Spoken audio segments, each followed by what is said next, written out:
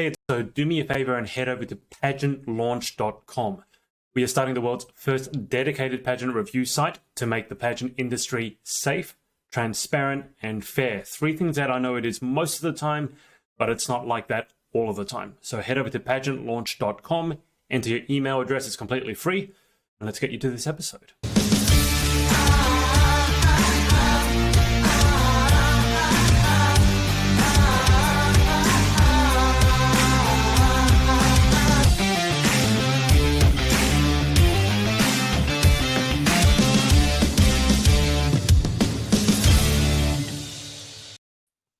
Good evening, everyone. Taken from the Pageant Project, and I have someone I just saw, was it 5 days ago, 6 days ago? Natalie Carley. Natalie, welcome to the show. Welcome back. Thank you so much. Thanks for having me back. I honestly didn't think I'd ever get another invite back, to be honest. So You left that much of an impact, did you? Yeah, sure. It's always good to go noticed rather than unnoticed, especially in the world of pageantry. All right, so Natalie is director of, I'm going to try that word, director of Miss Voluptuous. Perfect. And founder of the Pageant Planner Co. Natalie, do you want to rattle off quickly everything else that you are? Because I know you're a lot of things. I've forgotten your title as well. So many people would agree with you. I'm Royal International Miss Role Model England. I'm also the founder of Q4 Collective and Q4Volunteer.com. Okay, so the first question is, why do you hate free time so much? I'm one of these people. Okay, oh, wow, let's just dive in really deep, really quickly. I'm one of these people that I know who you are, so we don't have to waste time with all the pleasantries like how are you and all that. But yeah, let's go right to the... I feel I'm one of these people that I feel kind of a little bit lost and like a little bit of a void if I don't have like lots going on. And I found that actually a lot of people who have previously suffered like from anxiety, get the words out, feel the same. So kind of when you stop, everything seems to stop. And that can be quite unnerving. So I like to just keep juggling, just keep it going, keep the energy going, and it saves me from driving myself up the wall. So is that a common thing in pageantry? I mean, you've interacted with pageant girls just as much as I have. That seems to be a really common theme. Like literally, if I stop doing stuff, I don't exist. Is that? Yes. Have you found it to be quite a common trait? Exactly that. Yeah, I actually have. And to be honest, it's mostly people in pageant land I have found that with. So yeah, I think you've nailed it there. Yeah, we all hate free time. Yeah, Nicola has said yes, Natalie, and agreed. So guys, if you have any questions for Natalie, whether you're tuning in as one of her delegates, a sister queen, a fan of the pageant planner, or just a good human being, then just put the comments in Facebook or on YouTube, and I'll pass them on to Natalie. But Natalie, why don't you catch us up with, I don't know, let's go with what an average day in the life looks like. I mean, you have so many things going on. Yeah. So how do you manage to balance it all? Like, how do you know when you're supposed to be doing something for pageantry versus something for your own system versus something for something else? Initially, I had to make lists for everything. And it was literally the list making process that led me to creating the pageant planner. But now I kind of work off intuition. So if I know that there's something that needs my attention, whether it's social media, whether it's emails, whether it's applications, whether it's packaging, planner orders, I kind of just, I get a feel for it and like what needs to be done. But in the beginning, it was a real struggle. I really did struggle to kind of keep everything in order and keep myself organized. But yeah, to be honest, I do it a little bit off intuition now.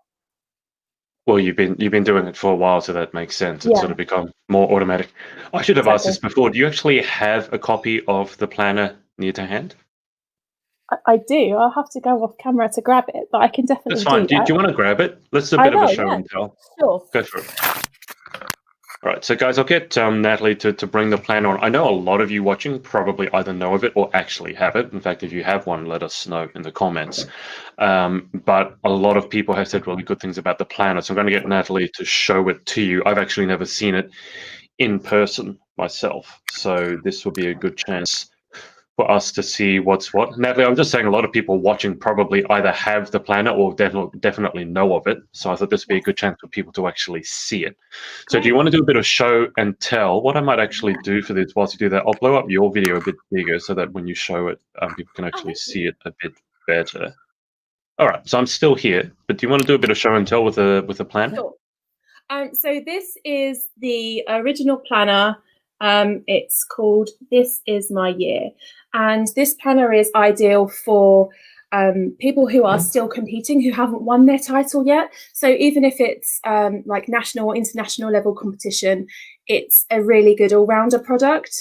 And there are lots of different sections in it, and the real focus is on mindset, because I know that a lot of people, having spoken to them about their pageant journey, have found it you get to a point in it where you feel like you've either hit a roadblock or you're starting to get a little bit overwhelmed. And certainly towards the end of the prep journey and towards the beginning of gearing up for competition, you start to lose track of like fundraising and appearances. So I was looking for something that I would use, that I would benefit from, and I couldn't find a printed product. And there were lots of gorgeous options for, print out yourself and create your own binder, which I thought was amazing. Yeah. But as someone who is, a little bit grab it and dash out the door kind of thing, I knew that, the leaves would come loose, things would get torn out, and I've got 2 children as well. So they like to go through stuff. And I just had a bit of a fear of losing the pages. So with this, it is wire bound, so the pages are really secure. The paper is really thick quality paper. It's not going to fall out. And so I just started with one of my favorite quotes by Misty Copeland: "Start unknown, finish unforgettable." There are like a lot of kind of inspiring quotes throughout. At the beginning of every section, there's an inspiring quote. So you can just put your information in the front here. This planner belongs to title, email, and emergency contact, just in case you misplace it, but hopefully you won't. And then there are sections for like mindset mastery. So there are things like my 10 favorite affirmations, things I'm grateful for, inspirational people I admire. And then you've got contacts. So for your pageant team, your sponsors, your sister queens, and the all-important 2-page budget plan. There are sections for competition, wardrobe. I'll just get you a little bit closer because my screen's glowing it out there. Yep, there you great. go. Yep. And then just things like, a review of the month, favorite memories, things that you learned, goals for next month. And I think it's really important to do a monthly review so that you know where you're at, where you need to be, if you've hit your targets yet. There's like a monthly overview as well with notes section. Nice. And it's completely undated, so your best year ever starts when you're ready. Okay, so does it actually have, this is probably just my mistake now that I'm thinking about it, does it actually have, it's not a calendar then, is it? I mean, it has a calendar section, but it's actually, because my planner has a calendar in one. So when I saw Pageant Planner, I was thinking, oh, it's like a daily organizer as well, but it's not that. It's more specifically to help you plan out and flesh out your plan for the year, for your reign, or for your run at the title. Exactly that. Okay, perfect. Well, you've got a lot of people here. Guys, if you have any questions about the planner, now would be the perfect time to ask. I do have one, Natalie, which is if people want it, how do they get it, and what countries can you ship to? Well, we have predominantly shipped to the States, so we know we can do that, and we rush shipping, so it literally goes from my door to my client's door within 2 to 3 days, so it's very fast. We have shipped we can ship to Australia, we've shipped to Canada, obviously all across the UK and Ireland, so we know we can get them to Europe as well. We have had inquiries about shipping to South Africa and India, which we know we can do also, so you can get it at thepageantplannerco.com, which is my website, or you can head to our Facebook page as well, and that's the Pageant Planner Co. Okay, Pageant Planner, say that again, pageantplannerco.com. Yes. Okay. All right. Where is the most sort of remote location or unexpected location that you've shipped one to? Guam. Guam, really? Yeah. That's so funny. Just because I had an application for my book from Miss Guam Earth, so that's been on my mind. got to say I'm ashamed. I don't know where Guam actually is. But do you know where it is? Yes, I do. It's quite near to you actually. It's in Micronesia. It's actually a USA territory, but it is much closer to you than it is the USA. I think it's like a 32-hour flight or something from the States, depending on where you are. It's a crazy long way. Yeah, that sounds like Australia in general. It's 32 or 48 hours away from everything and everyone, although in 2020 that hasn't been so much of an issue. Okay, so that is the planner. And Natalie, did you say there are different versions of it, or Yes. is it just the one version? So this one is the World Domination Planner, and it's been specifically designed for the big competitions. Hi, Jules. So it's been designed for the bigger competitions. So there are, things about media prep, press release prep. There are a lot more sections for competition wardrobe, for appearance wardrobe. There's training notes. There's a much thicker section at the back that's about training and prep. There is a 12-week workout tracker instead of a 6-week workout tracker. There is a lot more of the kind of travel section where you can keep your travel information up to date. We've increased that. So there's just a lot more in there, and it's much more geared to that kind of bigger level competition. Also appreciating that anyone going to a bigger competition is likely to be crowned at national level first. So there is a handover section. There's a bit about leaving a legacy, things that you tell your successor, and pearls of wisdom to pass on, and that kind of thing. And ways to plan out your handover speech as well, so you don't kind of do what I did and just ramble for a minute on stage. You hand over your title. So the World Domination one it's mainly aimed at, let's say, a national queen going to compete at internationals. Is that right? Yeah. Right. Okay. And if there's someone who's, let's say, competing at a national competition, they should get the other version. What's the other version called? The other version is called This Is My Year. This Is My Year. But we also have Living the Dream, which is for if you have already won your title and you're not progressing to another level of competition, because obviously the sections will vary.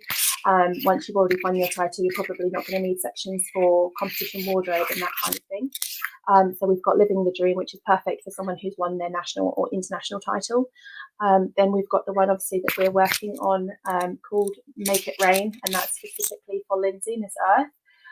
And that's going to be a combination of all of the planners. And then we've got the Life of Boss planner, which is just coming out. And that is for anybody inside or outside pageantry who just wants to boss their life and nail their mindset. So I'm really, really excited for that one. And it looks a little bit different. So it's not. Speaking of Miss Earth, you've got Laura, the director of Miss Earth. Thank you so much, Laura, for setting Laura. me up. She's amazing, absolutely incredible. And she's up for Director of the Year and has just won Director of the Year as well, I believe. So go and vote for her on Pageant Planet. Well, has she won already? In which case, we don't need to vote for her. But if she hasn't, recently won a different award. I can't remember which competition it was. I'm sorry, but she did. She's incredible. So what a role model for the rest of us. Yeah, I saw it. I'm struggling to keep up with it because I haven't been on social as much as I would normally be. Laura said, thank you so much. Look, Laura, if you've won, congratulations. And if you haven't won yet, then I'm sure you will win. So, Natalie, I think it's your microphone or something is rustling against the pageant planner. So just watch out because it's making or it might be the sound of rustling the pages. Maybe, yeah. I want to say I'm not very technical, but that wouldn't be true. So there we go.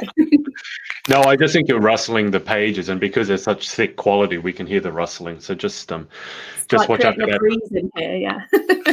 Yeah, no, I can tell even from the video because when you get like flimsy, cheap stuff, and it kind of like it folds. I don't know if you can. It's flimsy, whereas that quality paper, you can see that it actually kind of stays quite rigid as you turn it over. So you can see the quality even in video. As a stationery enthusiast, there's nothing worse than writing on a page and the pen bleeds through, especially if you're trying to pack a lot of information in. You don't want things to start getting splotchy on the other side. So that's why we went for the much thicker paper. It's almost like cardstock. So yeah, it feels nice. Yeah, it looks like it.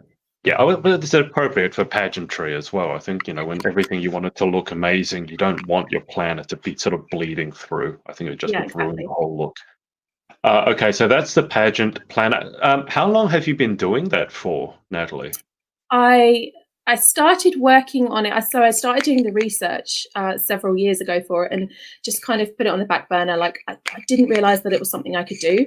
And then back in, it must have been September last year, maybe the end of August, I started making inquiries with people who had stationery businesses who could collaborate with me and, you know, make it work, because I had no idea how to do it. And the response that I came across again and again was, pageants, people do that, or people still do that, or is that still a thing? Mm. And I think like a lot of them just decided it really wasn't worth their time. So I taught myself. It took me, I mean, we didn't release it until January, so it took me kind of 3 or 4 months to nail the content, what was going to be in there, and then nail the design. So every single page is individually designed, individually color coded. You know, there wasn't a way to make everything the same color. So it was a process for sure. And then finding a printer who would work with me, who would give me the quality that I wanted and wasn't going to, you know, charge through the roof. That was another journey in itself. So it has been a journey, but we've hit some really incredible milestones. We've you know, got it in some really incredible competitions as well. So I'm just really super grateful for the support of the pageant community across the world. It's been phenomenal. You mentioned that you've had most of your sales in America. Have you been able to work out why there's more of a demand for it in America than probably anywhere else? I think that people, I think this is a conversation we may have had on the podcast, that we did. I'm giving you another chance to have another go at it. Why not? American pageant girls really do. Not to say that UK pageant girls and other pageant girls don't give it their 100% all. Oh, my director's on. How lush. Hi, Ollie. Not to now say you have that. to be proper. Oh, well, she knows what she signed up for. I just think that what she signed up for, what you signed up for. You know what she signed up for. But no, I think that you know, there seems to be a lot more hype about pageantry in the States. I know that if you speak to girls from the UK, certainly the same frustration that we come across again and again is that people outside of our community really don't take it very seriously, and so it becomes difficult then to be taken seriously in general. But I just think it's a numbers game, to be honest. There are a lot more pageants, a lot more systems, and a lot more competitors in the States because it's so vast and so diverse. It's phenomenal. Yeah, it's seen more legitimately, I think, in the States, from having interviewed people, obviously, in the States versus the UK and Australia. Mm-hmm. If you are a title holder of any sort of esteem in the United States, people actually recognize you. Yes. Like just if you're out to dinner or something like that, whereas I don't think in UK or Australia that would actually happen at all, unless maybe you were a Miss Universe, and I don't know. But exactly the level of I guess professionalism in the pageant industry in the US is still, I think, ahead probably of most every other country. So that's not a surprise. Okay, so that's the pageant planner, and that's huge. So guys, if you want to order one, I'm sure it'd make a perfect Christmas present for a pageant addict. So head over to the pageant planner. It's pageantplannerco.com. Yeah, right? thepageantplannerco.com. Can't do it's okay. You're doing fine. You're doing great, Adrian. I'm going to coach you through this. We're going to be okay. Oh, my brain. Okay, so go there, buy the planner. Now let's talk about the other thing that takes your time, apart from being a title holder yourself, which is Miss Voluptuous. Yeah. Why did you start that? How is it going? Tell us everything about Miss Voluptuous. Honestly, I don't know where to start. It's always really overwhelming to talk about because it's incredible. The journey has been mad. It hasn't been without its bumps in the road, don't get me wrong. And I'm sure any pageant director will be able to say the same. And I think in any community or industry where there is a level of competition, or where women are seemingly, and I do say the word seemingly with emphasis, pitted against each other. And that was a question that I was asked in a radio interview I was completely not prepared for. Why would you call yourself an empowerer of women when you pit them against each other? And I didn't know what to say. I froze. I have a great answer for that. I could have told you. Yeah, I could have told you what to say. well, now my response would be, you wouldn't ask that to a male athlete at the top of his game. When he competes in the Olympics, you're not asking him how he feels about being pitted against somebody else. It's no different from a high-level sport, in my opinion. It's not a question that men at the top of their game who are vying for a promotion, who are athletes, it's not a question that they get asked. It's only a question that pageant girls seem to get asked, because there's a perception that it's about a physical aesthetic, when it's just not, So how did it begin? Great question. I competed in a plus size system in 2015 and had an absolutely cracking time. And it was glitz and glam and gorgeous girls and so much fun. And the only thing for me was that, I didn't have the same stage presence and confidence that the other girls had. But I did have a huge passion for volunteering. I had a huge passion for giving back.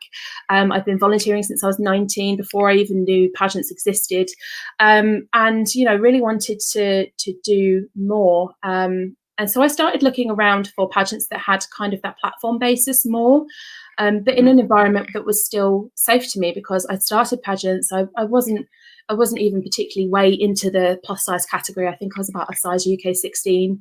But I had no confidence. I had two very young children. I was in, very open about the fact that I was in quite a toxic marriage, and I just didn't have very much confidence at all. And it was just a way for me to meet people who were like me, who had the same goals and aspirations as me, but in a safe environment. So it was just about kind of creating something that combined the two, something that was a little bit different, that hadn't been done yet. So I combined, an emphasis on platform and service and volunteering with, a safe space for plus size women. And, the pageant world as a whole is very diverse and very accepting of contestants of all sizes. And I think it's really important that as a director of a plus size system, that I recognise that. This wasn't about kind of creating a divide. It was very much about helping women to fall in love with pageantry the same way that I did, in an environment that felt safe for them, and release them into the world like fledglings, and see where they wanted to go from there. And some of the ladies who have been through the Miss V system have gone on to compete in other systems and win other titles, and it's beautiful to see. I always maintain that every woman who's been through the doors at Miss V is phenomenal in her own way, and I stand by that wholly. And we've been going for 4 years now. The contestants have raised, I think, over £15,000 for various charities across the year. They've logged thousands and thousands of volunteer hours, and generally made a difference in their local and wider communities. And it's just something that is an absolute joy to do day in, day out, and something that I'm very, very proud of.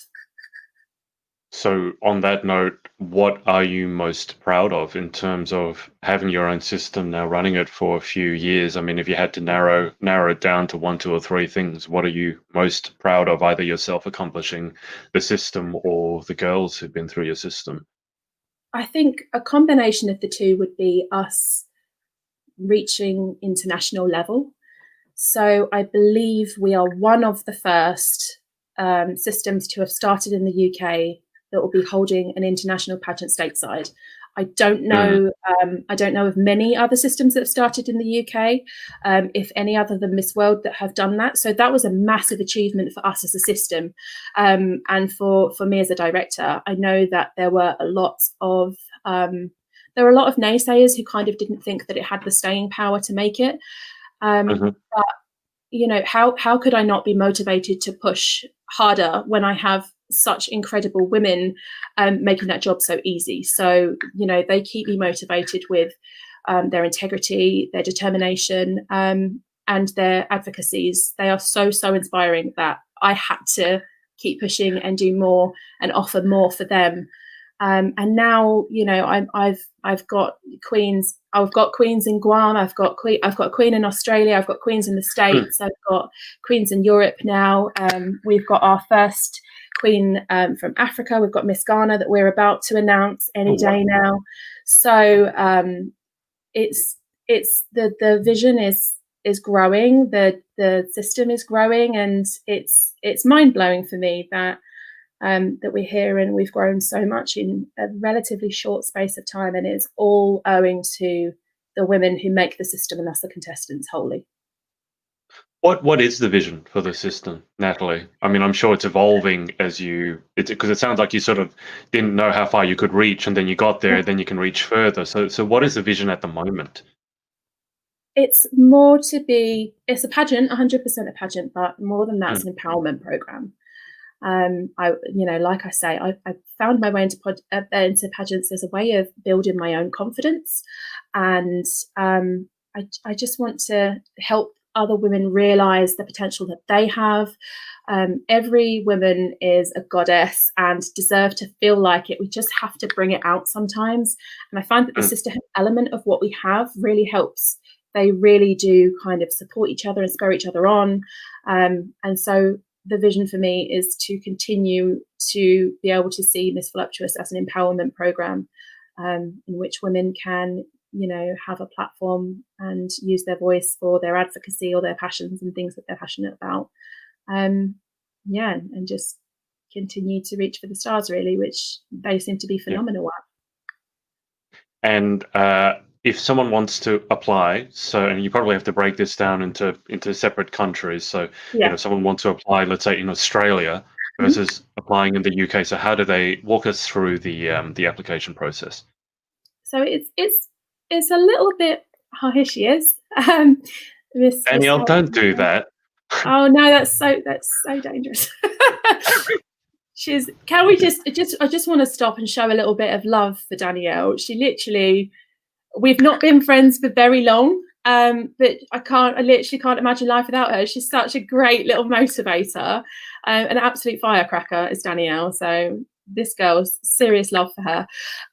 So to I'm saying too many nice things about Danielle. I've been saying nice things about Danielle to her this week. I don't want her to, you know, the crown won't fit anymore. She is humble to the core. I don't think that's even possible. She is a good, honest, humble London girl. So I don't think the ego inflation is even there. I just don't think it's a thing. But in terms of applying, for example, if you are outside of the UK, you can apply at www.missvoluptuouspageants.com. And if you are from the UK, you can apply at www.missvoluptuousuk.co.uk. I didn't think that out very well, did I? I realized you can change a domain name over if you want to. That can be done. I feel like I probably should. I think we're there now, aren't we? That's just it's so wordy, and just stumble on that a lot. The word voluptuous is a challenge for a lot of people as it is. So remembering the spelling and it's a weird word, isn't it? It's 3 U's in it, yeah. I don't know. Do I know any other words that have 3 U's in it?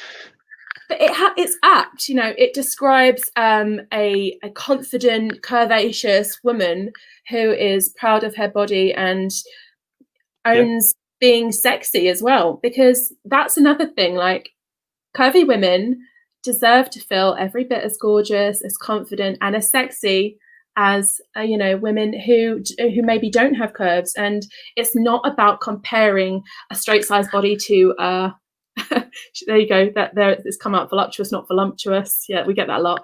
But it's not about comparing body types. Every body is beautiful, and body positivity is not just for plus size bodies. It is for slim size bodies, short bodies, tall bodies. It's for literally everybody. And I think that's super, super important, that we advocate for body positivity for all bodies, not just plus size bodies. Hi, Galaxy Pageants. Because I know, hello, Maria.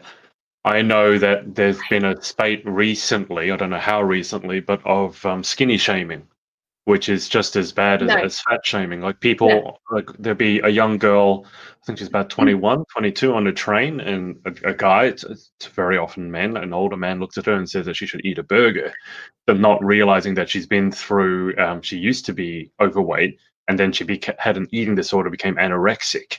And I just think to be told, people don't realize how impactful that casual judgment can be.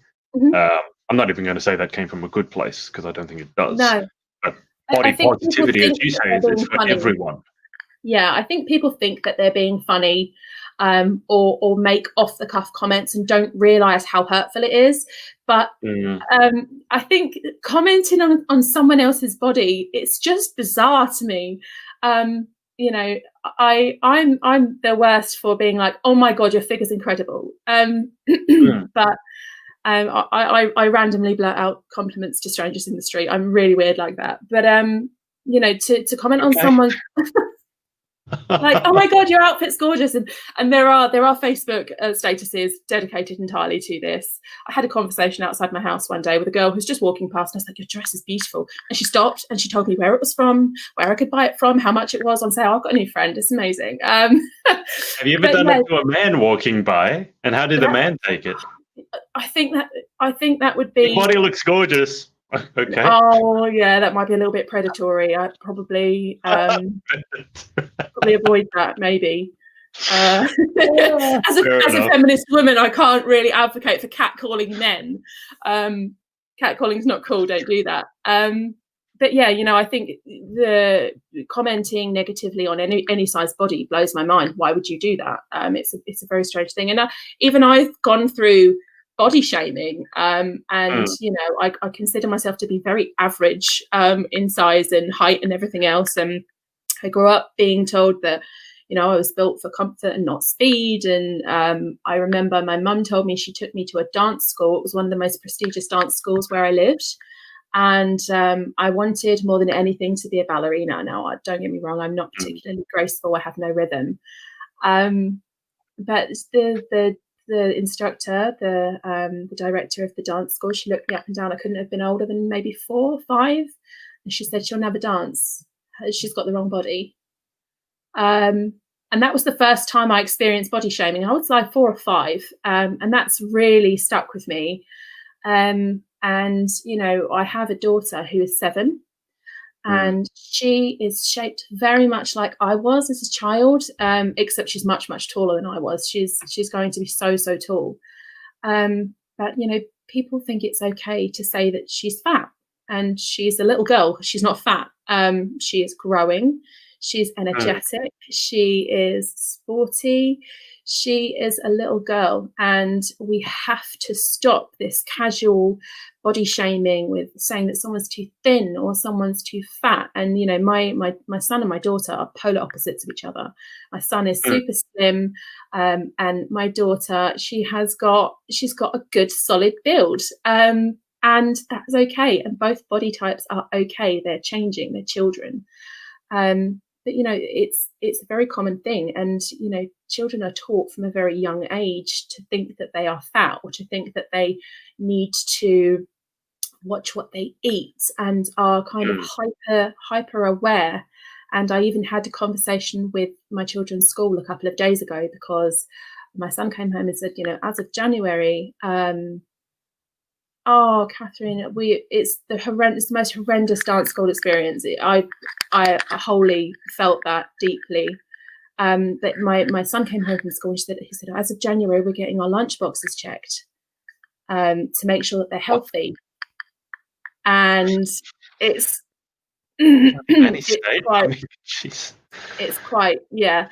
And so I went a little bit mama bear. I went into the office and I said, I need clarification on this. I need to know what the children have been told. I need to know the reason that they're being told their lunch boxes are being checked. And, you know, the teacher she explained it well enough. They want to make sure they're getting a balanced meal.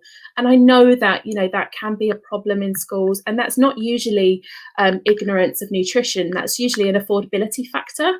I think that's what I mean.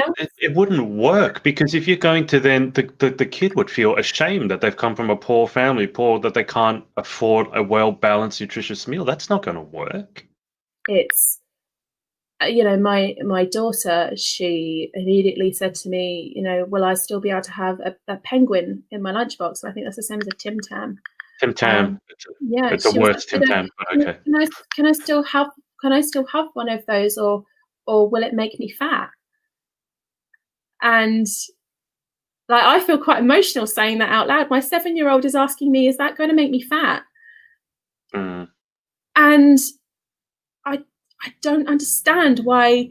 I think there are better ways to approach it. And I do genuinely believe that this is an income problem, not a nutrition problem. This is actually my children's second school, and the first school that they went to, my daughter came home, she said, I had a snack warning today, and I'd got her some, I think it's called Topcorn. Snack warning? Yeah, so I sent her into school with a bag of what's called Topcorn, and it's like 90-calorie bag of popcorn, because I like it. And I sent her into school with it, and it was chocolate. But like I say, 90 calories, a completely green wheel on the front of the nutrition wheel, and she was told that she shouldn't have chocolate-covered popcorn, and it wasn't chocolate-covered. There's like a really sad dusting of cocoa on the popcorn. And then she came home and she said, Mummy, I got a snack warning. She was 6 at the time. She said, but I don't understand, because they sell popcorn in the snack shop. So because she bought it from home and it was chocolate or cocoa popcorn, she'd been told that she wasn't allowed it. So I think there's a lot of work to be done around education with nutrition, and affordability factor absolutely needs to be, there are families, especially where I live in the eastern part of Essex. There is a lot of poverty around where I live. There are, last year I ran a Fuel for School breakfast club that provided children with a breakfast every Wednesday, completely for free, no questions asked, because there are 500,000 children who go to school in the UK every day too hungry to learn, and that's an affordability factor. How many? 500,000. 500,000 children. 500,000 children are going to school every day in the UK, too hungry to learn. And so for me, it was, okay, what can I do? How can I help? I'm one person, but I can help somebody. And for me, that was just setting up a breakfast club. We run it for 8 or 9 weeks, I think it was. Just providing beans on toast, cereals, fruit juice, that kind of thing, just to try and just make some kind of a dent in those numbers. You can't really impact much of a change to those numbers, but you can change something for some children. And well, you never really know. I think the thing is, you start a spark of something, and you never know who you inspire, who you come across, and I think all the big movements start with one person doing the right thing. So I wouldn't sell yourself short on that one. But that number, that's terrifying. Coming from Australia, 500,000 children that are too hungry to learn. Still, this idea that you're having snack warnings, to me, is absolutely ridiculous. If someone asked, if I was a kid now and someone asked to check my lunchbox, I'd tell them where to go. I don't care to be a teacher. It's none of your damn business, is it? I'll eat what I want to eat, and I'll wear the consequences. So I think it's important as well to recognise that it's not the children that are, apart from Sharon, who said that she's doomed because her 11-year-old packs her own lunchbox. I think at that age that's fine, but for the most part, kids aren't packing their own lunch. Holly's so good. Kids aren't packing their own lunch. So by humiliating a child by pointing out that actually they haven't got a healthy lunchbox, it's redundant, because the conversation needs to happen with the parents, and that's when the barriers are going to be broken down, where the parents have the opportunity to say, sending them to school with 1 out of a 6-pack of chocolate bars that was, I don't know, 70p, and 1 out of a multi-packet of crisps, the cheap budget crisps that was £1 for 12 packets. It's much cheaper than sending 1 out, an apple out of a bag of 5 that also costs £1, so there's definitely an affordability issue there. And yeah, you can talk all the day long about the rise of obesity in children, but you have to get to the cause of it before you can start pointing fingers at the parents. Yeah, I think that's really well said. It's not. I think the obesity, if there is an issue, it's not often the core issue. There's other reasons around it. Finances, definitely, from what you're saying, is one. I've also said mental health obviously comes into it a lot. If you're not feeling so good about yourself, that can really play into it. And I think the issue with a lot of these sort of well-intended, I don't even know if they're well-intended, but let's say they are well-intended initiatives like snack checking, they completely miss the point. There's absolutely no point shaming a child when they didn't even pack their own lunch. And it's funny because you mentioned that you were shamed at the dance school when you were like 5 or 6. I remember being told when I was 7 or 8 that I threw like a girl by my sports teacher. Wow. It's interesting how like a girl is a bad thing. Exactly. Wow. And I look at that in so many different ways now, but it's interesting that I remember that, and that's like 30 something years ago, but it still sticks with me to this day. And I'm sure the sports teacher doesn't remember it and probably didn't even mean anything by it back then, because back then it was acceptable to say something like that as an insult. But it stuck with me till now. Like, I'm not cut up by it, but I remember it. So it's interesting. And I do feel for teachers as well, because at least in Australia, they are overworked, underpaid, and they do deal with a lot of crazy parents as well. Oh, definitely. And I think that is the case. Teachers, I'm a crazy parent, but teachers they're not making this stuff up themselves. The snack checking and the lunchbox checking, that's coming from somewhere. It's not something they're making up on their own. So we have to be a bit forgiving on them. But yeah, the fact that you've mentioned that people who don't feel particularly good about themselves tend to lean for comfort, oftentimes on food. I have been accused so many times, and I'm sure there are a few people watching here. I know Catherine Henry, she's an incredible activist, BOPO activist, and does some amazing things, especially in the plus size sector. She will tell you that anybody who is in the plus size community or industry has been accused of glorifying obesity. And it's such a two-dimensional view, because what we do is try to make people feel good about their bodies, and people who feel good about their bodies and who are confident are more likely to feel confident enough, for example, to go to a fitness class, to go out for a run. That's obviously not why we do what we do. I think that emotional well-being and emotional strength and emotional health is equally important to physical health. And there are a lot of people who pretend to be do-gooders, who raise completely illegitimate and invalid concerns about, that person doesn't look healthy.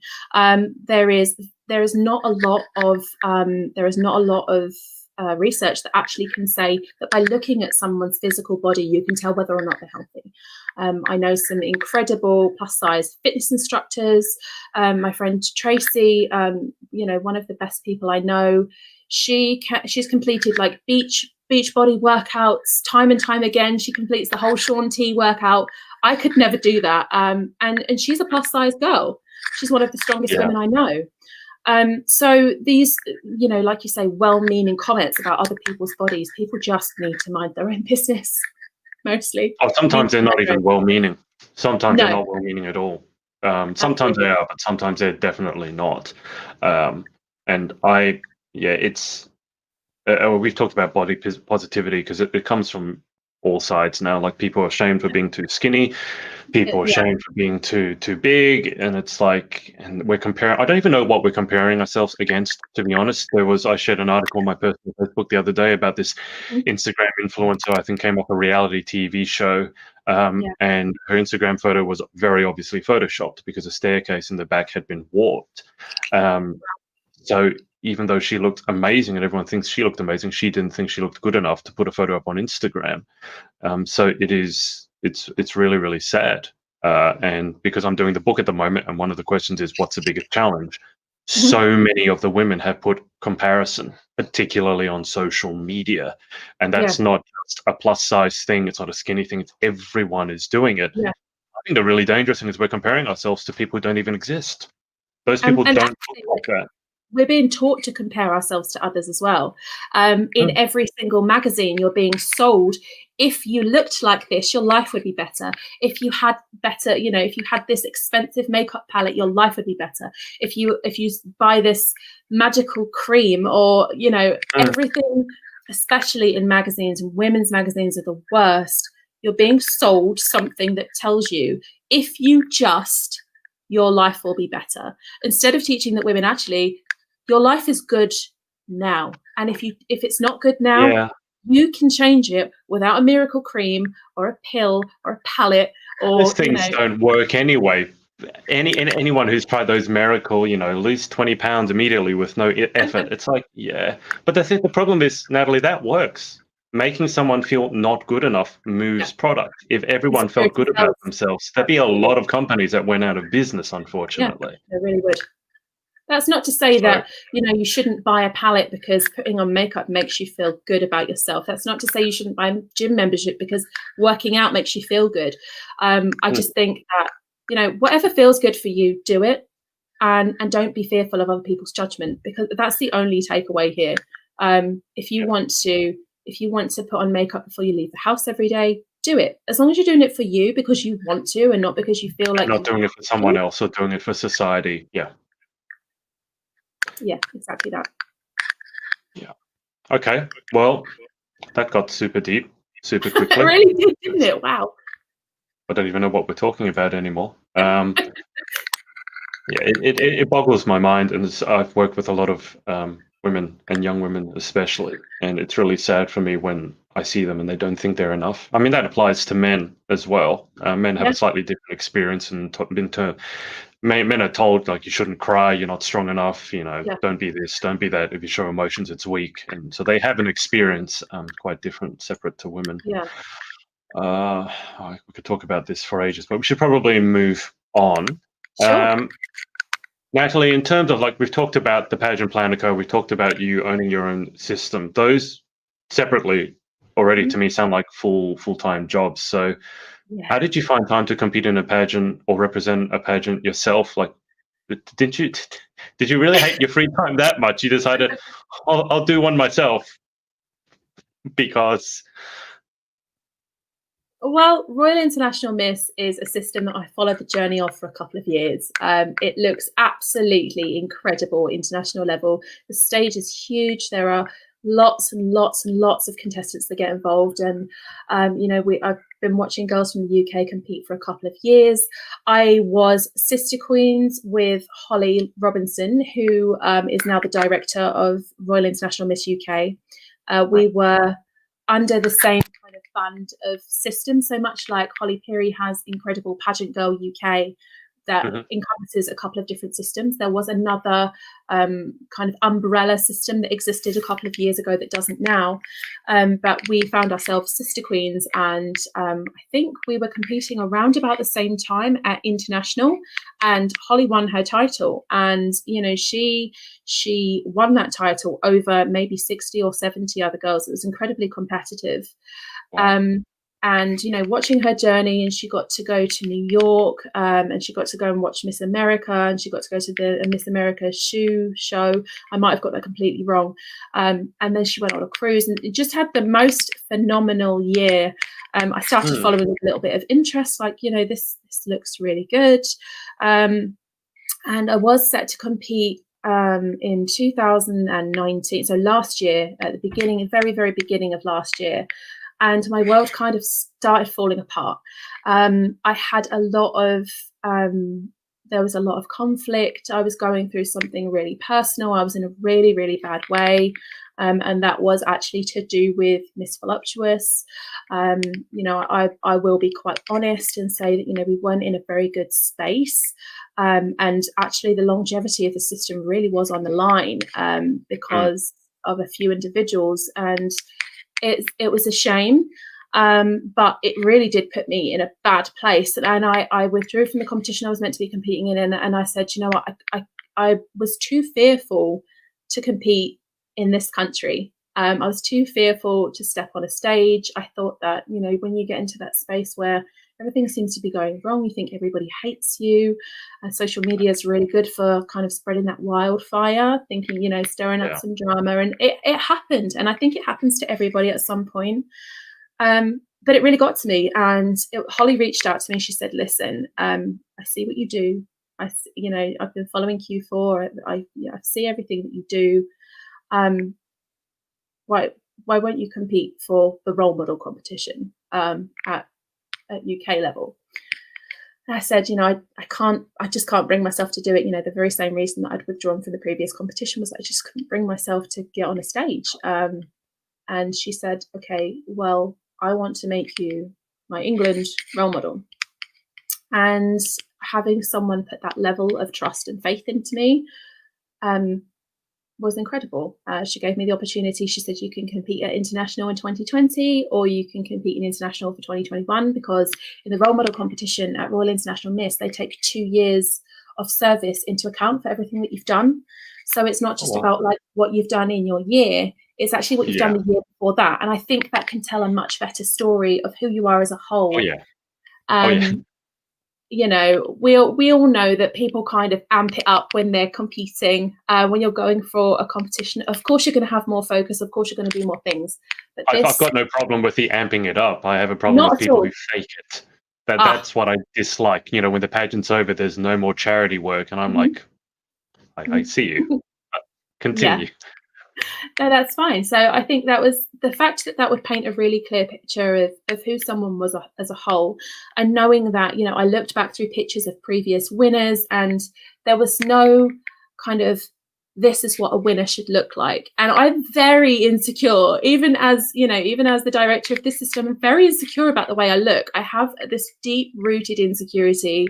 I grew up with a stunning sister, beautiful, gorgeous hair, gorgeous nails, gorgeous face, gorgeous skin, athletic build, phenomenal. So that's kind of like quite deep rooted in me. From a very early age, and the comparison was there from family members. You know, oh yeah, well, you know, you were built for comfort, not speed. Or you're just cuddlier. Such a horrible thing to say. I mean, it's all right to say about like a panel van, but to say that about a person, that's horrible. Well, so yeah, I had quite a lot of that, but then I got to look at the winners of Royal International Miss at international level, and I saw that there was a lot of representation. There was a lot of diverse backgrounds, ethnic backgrounds, body types. You know, their advocacies were all very different. There was, you know, winners from all over the world. So it really spoke to me in a way that made me excited to compete again. And I've had, you know, 18 months now to try and heal and move on from what had happened and rebuild that confidence and that strength. And I think it was very important to me, actually. I have a life coach. I will put that out there. A reason that I get through all of the things that I get through and do all the things that I do is I have a phenomenal life coach. And it was actually when everything started kind of going wrong for me last summer. I reached out. She was a pageant sister previously, so I'd known her. I trusted her. She had this incredible vision. And I reached out and I said, Nicole, I really need your help. Everything's going wrong. And she has just the most beautiful way of making everything make sense. And I think everybody needs someone in their life who makes everything make sense. And she became a sponsor for me, a life coaching sponsor for my journey to Royal International Miss. And it was honestly the best decision I ever made. And I've moved on from everything that's happened. And I think that's really important as a person, not just as a pageant girl, that you have to let go of some of the stuff in the past. You don't have to forget about it, but you have to forgive for yourself to move on and have some kind of peace of mind and clarity. So that is what I did with her help. And it seems to have worked because everything is going really well. I mean, it's life. Like the journey of life is such that, you know, something will come back up. I can promise you that much. And you just hope that you deal with it better than you did last time. That's been my experience. But Yeah, 2020 for myself has had some parallels to what you just described. I won't go into the details, but sure. it's not all roses and sunshine all the time. Mhm. And that's Yeah. not to say anything about pageantry. People get it No, wrong. It's like it's I life. think it's It's people. any community, any industry. Yeah, Yeah, exactly. yeah, And I think it's just important. It comes back to like age-old wisdom, what we're told as children anyway. It's like if you mhm, can't say anything nice, don't say anything at all. yeah, And sometimes those sorts of like childhood wisdom, it's just yeah, remember that. I think sometimes we forget about it and get caught up in the drama of it all. And yeah. It's like 2020, the call out culture and the cancelled culture, and it can start as something so minor, and it just snowballs into something entirely untrue, and it gets out of hand and goes wild. So yeah, yeah. for me, it's just like, can we stop? Can we cancel culture? It's gross. Just gonna have a look at some comments if that's okay. Oh, you got loads of them. You got people Oh, saying nice. all nice stuff about Sharon, you. so Sharon Shulver, you found yourself some firefighters in the end too, honestly. So I've got 4 country title holders for Miss Voluptuous and a lifetime queen, and I couldn't have asked for better. I have Sharon, Aisha, Kelly, and Rian, and I have Lauren, who's my lifetime queen, and they are just so incredible, and they really did. Um, they were a massive pillar of strength for me when I was going through it a little bit, because obviously when I'm going through it emotionally, I have 30 other people to think about, and 5 Mm, queens to think about, and it was kind of like, how do I be strong for them? And they really did kind of come together and like, come on, we got this. And I, yeah. it takes a village to raise a child, and the inner child needed some raising. So um yeah, like I said right at the beginning of this interview, the pageant contestants at Miss Voluptuous have changed my life in ways that I couldn't even begin to explain. And they, in a lot of ways, saved me from myself even. And to them, I am eternally grateful. Oh, thank you, Tracy. You are an amazing role model as well. There are a lot of comments, Natalie. I'll let you go back after this and reply to each Yeah, one of them individually. That I'm sure they're going to keep coming in. Yeah, oh, amazing. That's so kind. Oh, thank you so much, everyone. How lovely. it's gotten really deep and emotional in here. Yeah, it's Let's been quiet in here, let isn't it? let's ruin that tone by moving Shall we? towards the end. Yeah, Okay. let's go for it. All right. Any shout outs that you want to do? I mean, you've said thanks to a lot of people, but any particular shout outs and thanks you want to give before we move to the final 10? Yes, let's go for a massive thank you to Nicole Bozeman of Crystals, Diamonds and Pearls. She is my life coaching sponsor, and she is just the most phenomenal individual. Go and like her page, show her some love. Massive thank you to every contestant of Miss Voluptuous since day one. I hold nothing but love in my heart for all of them, regardless of what they might think. Massive thank you to my queens. Yeah, that's a whole Uh-huh. different story. But a massive thank you to my queens, past, present, and future, and all across the world. And to the people that have genuinely believed in me, my business, my pageant, to Holly, who has been, my cheerleader from day one, just everybody who has waved their pom-poms for me over the last few years. It's a lot. It's a lot of people to try and get through. I hope I haven't forgotten anybody, but of course, my other half and my children, they are excellent. And that support really starts at home. I'm very lucky to have that as well. Okay. Final 10. Are you ready? Oh God, no, I don't think I am. Well, you better be, because here we go. Okay. 10 questions to wrap up. Number 1, what's your favorite Okay. word? I don't know. Um, Favorite word, like just my most used word, or my favorite word ever? With that favorite word ever.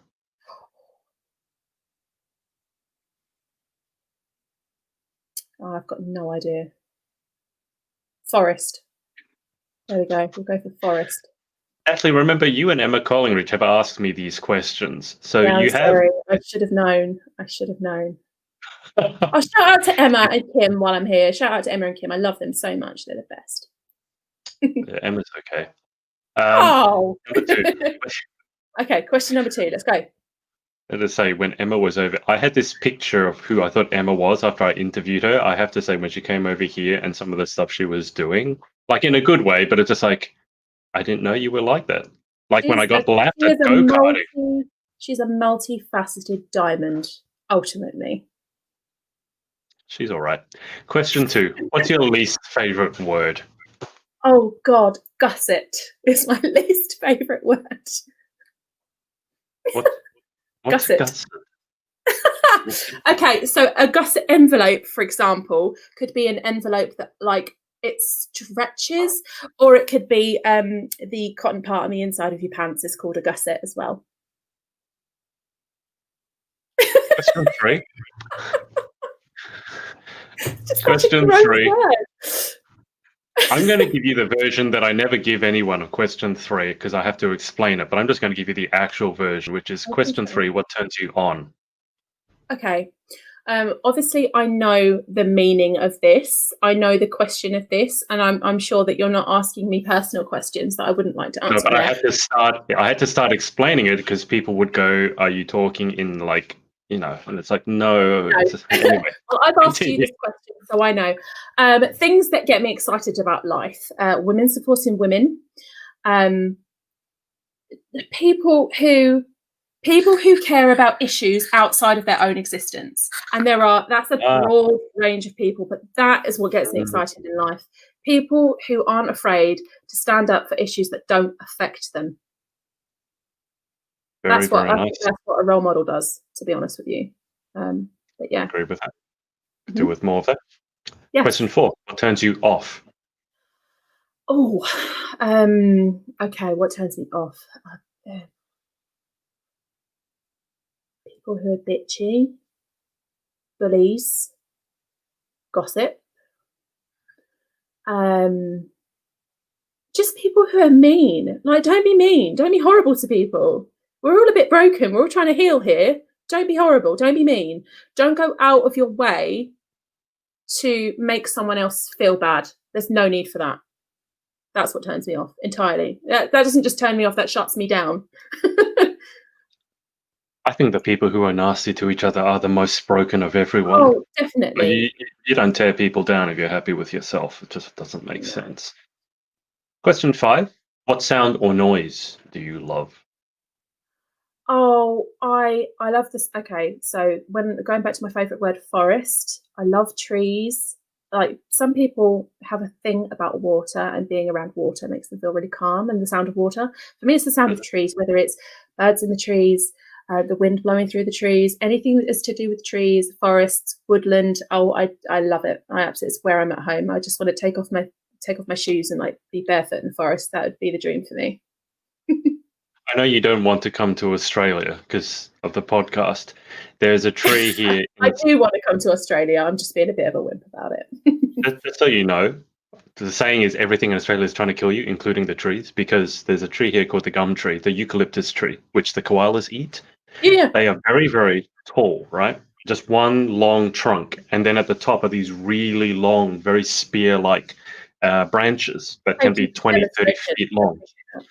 To give you an idea, one fell on my car and smashed it when I wasn't in it. I was coaching at the time, and then bang, and the kids said, "Ha ha, your car's been crushed." I was like, "Thanks, kids." Those branches, because that's the way that tree reproduces, and it often happens during bushfires. So bushfire is actually part of the reproductive cycle for this tree. Yeah. If that falls on you, it will end you. So if you are blissing out in the middle of an Australian forest and you hear a crack, don't keep meditating. Run. Okay. Because it will not end well for you. Okay. Right. I mean, is there a better way to go than in a forest, being killed by actual nature itself with a big tree? Yeah. I mean, probably. Not going. That went really dark for a minute there, didn't it? Yikes. That's not one of the questions. How would you like to die? That's not one of the questions. I mean, I don't think I'd like to, but yeah, sure. I'm going to live forever. Question 6. What sound or noise do you hate? Oh, the sound of people chewing, I can't stand it. It makes me aggressive.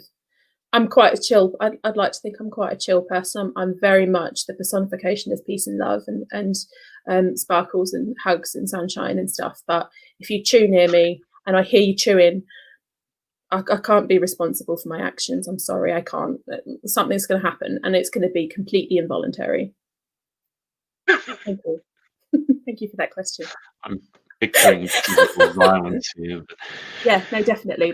I'm going to be raging. Yeah, please don't. Good to know. So when I fly over to the UK next, and I see you, I'm going to. Literally chew really loudly with your mouth open and make it sound as wet as possible. Wet, moist. And going over and over, and you can just picture the food going over and over in your mouth and being ground up by the teeth, and then the tongue. Oh, nice. Yeah, beautiful. Yeah. Yeah. See, the only reason why I do all these interviews is to find out what drives people nutty. So when I see them, I can inflict it on them. That's the honest truth. So glad I did this interview. Question 7. Can't wait. If you could have any one superpower, what would it be? Time why? Travel. History geek. Big history geek. Massive history geek. Everybody who knows me knows that I love history. I just love it. But also, I lost my dad when I was really young. I was 15. And whilst I know that you can't alter the events of history, ultimately, a lot of who I am today came from healing from that and learning to grow around grief. And you can't change big events like that in history, but I would want to spend just more time with him. He was absolutely my favorite person in the whole world. So it would be time travel for me, because I think we can learn a lot about the future from the past. And I've said a lot of times, which is what I tell people not to do. So I'm going to stop. Yeah, so it would definitely be time travel for me. And for the reasons stated, we can learn a lot about the future from the past. And history geeking, love it. Sounds good. Guys, I can see a load of comments. I'm just ignoring them for now so we can get through the final 10. I will circle back to them at the end of the final 10. I can just see there's 23 comments I haven't read. Question 8. What job or occupation other than your own would you most like to attempt?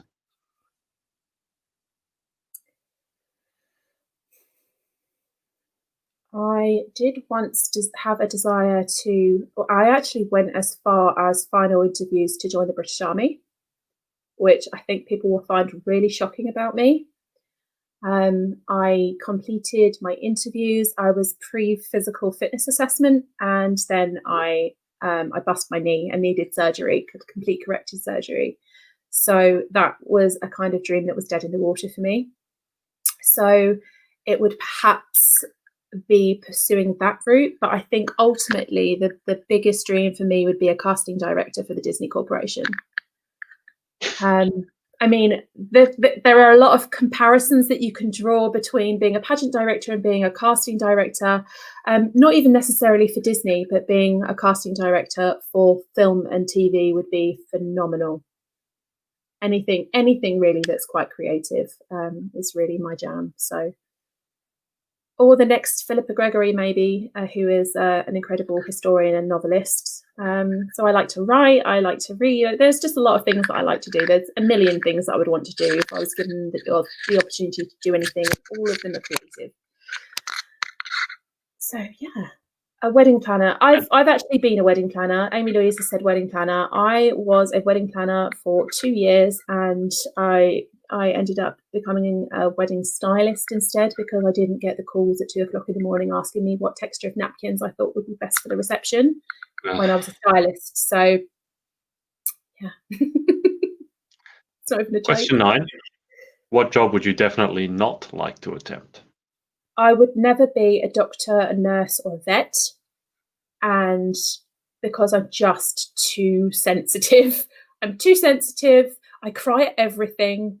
And I think that doctors and nurses and veterinarians, surgeons, anyone who works in that profession is just so emotionally strong and inspirational, because it's just not something I think I could do. I would go into blind panic in an emergency situation. I'm too sensitive. Too sensitive. I used to have a job working for child protection and family support, and I lasted about 3 weeks. Wow.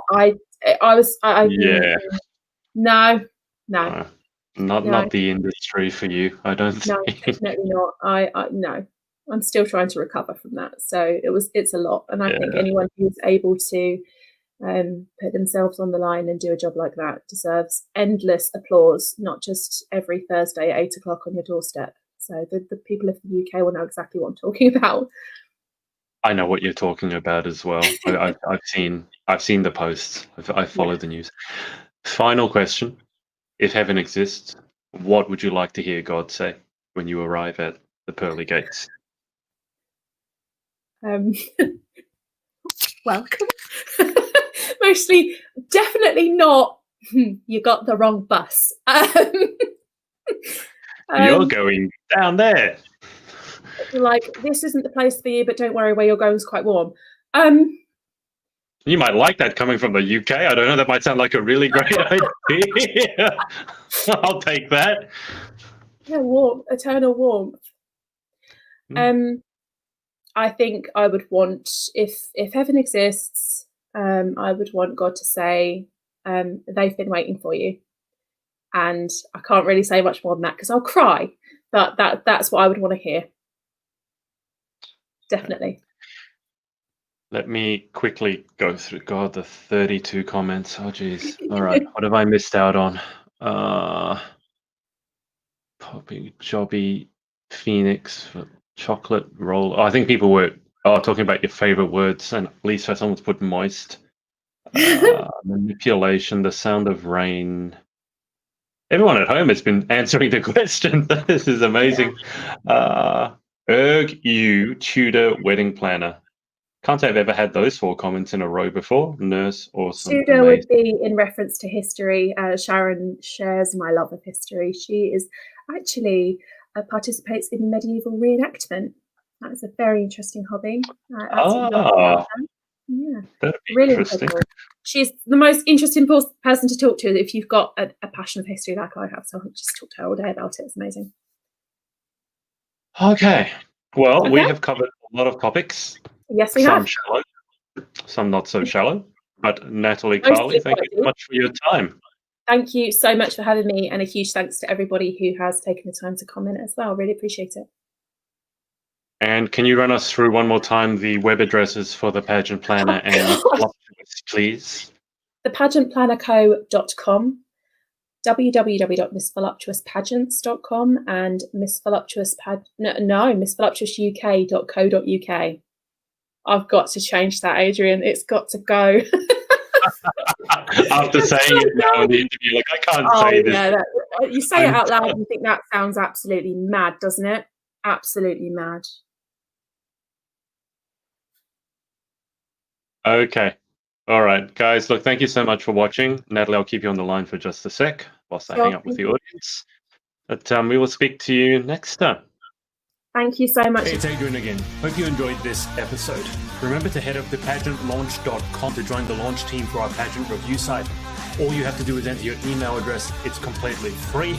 And if you enjoyed this episode, make sure to share it with your friends and follow us on all our socials. Thanks, and see you next time.